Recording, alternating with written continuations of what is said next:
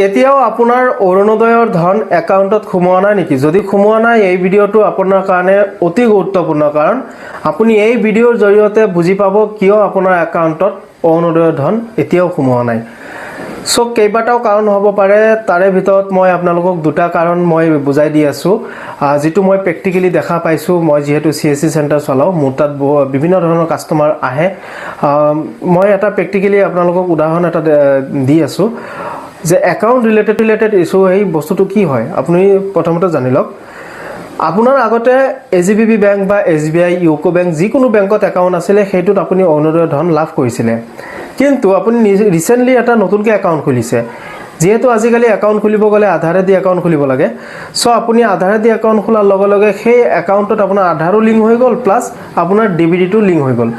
DBD link হোৱাৰ লগে লগে এইবাৰৰ যিটো অৰুণোদয়ৰ ধন, সেই অৰুণোদয়ৰ ধনটো DBD ৱাইজ অৰুণোদয়ৰ ধন দিছে। তাৰ মানে আপোনাৰ আধাৰ নাম্বাৰত অৰুণোদয়ৰ ধনটো প্ৰেৰণ কৰিছে।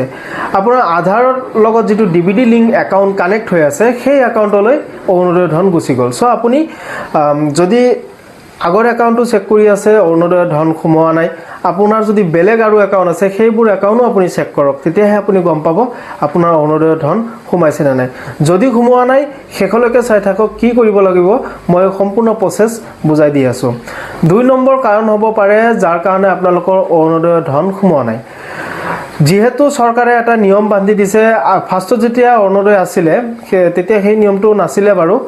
ফাৰ্ষ্টত আছিলে যে যিসমূহ অৰুণোদয়ৰ ৰোলত পৰিছে যে এইখিনি মানুহে যেনিবা বিকলাংগ, বিধৱা, বিবাহ বিচ্ছেদ, বিয়া হ'ব পৰা নাই বা ঘৰত বহুত দুৰাৰোগ্য ৰোগত আক্ৰান্ত হৈ আছে, তেনেকুৱা ব্যক্তিৰ পৰিয়ালে এই অৰুণোদয়ৰ ধন লাভ কৰিছিলে।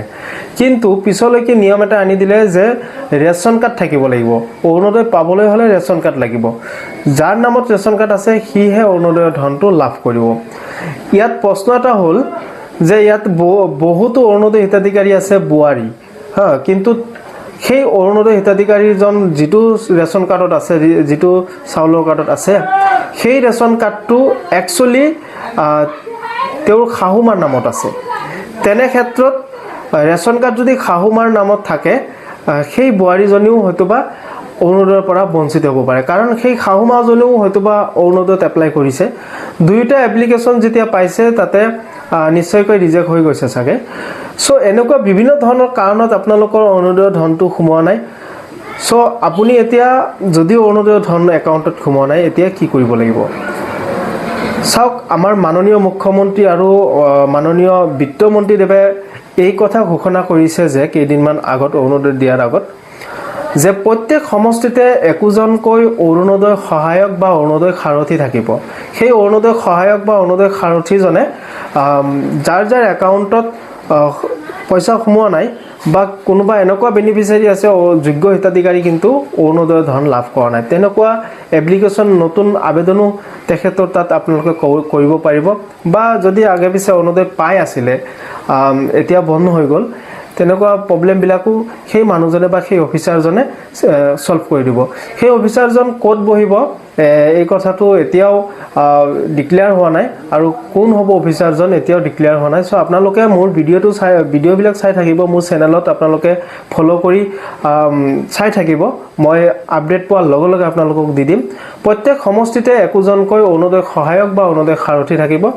সেই অফিচাৰজন হয়তোবা ব্লক অফিচত, নতুবা চাৰ্কল অফিচত, নতুবা CDC অফিচ, যাক আমি সমজিলা বুলি কওঁ, বা DC অফিচত সেই মানুহজন থাকিব, অৰুণোদয় সাৰথী বা অৰুণোদয় সহায়কজন। চ' আজি এইখিনিয়ে আছিলে, আপোনালোকক ইনফৰমেশ্যনটো দিলোঁ। যদি ইনফৰমেশ্যনটো পাই ভাল পালে আপোনালোকে নিশ্চয় লাইক, কমেণ্ট, শ্বেয়াৰ কৰিব, আৰু যদি ফেচবুকত চাই আছে, আপোনাৰ যদি ইউটিউবত চাই আছে, ছাবস্ক্ৰাইব কৰিব। ধন্যবাদ।